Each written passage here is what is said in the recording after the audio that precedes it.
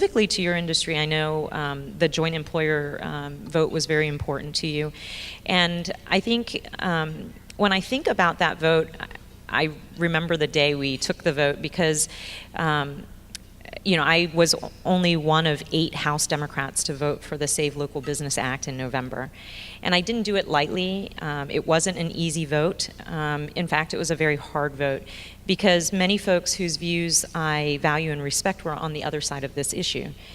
But my staff and I took meetings on the matter. Our door was open to everyone. We met with folks from both sides and received a lot of calls and letters and emails, including from franchise owners in my Central Florida district.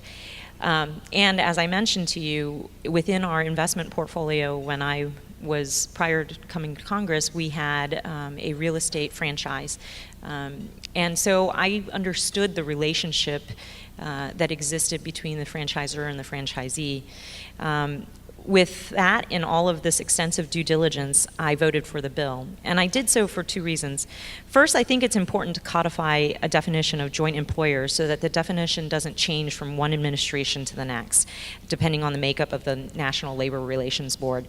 Neither businesses nor workers are well served by the inconsistency and unpredictability that this entails. And I think this is true for a lot of things. When there are hyper-partisan bills that get pushed through, it is more than likely than not to be undone the next time the pendulum swings. And for business folks, when you have to plan 3, 5, 10 years, that inconsistency and instability between political administrations creates a lot of churn that's unnecessary. And I think I really understood that.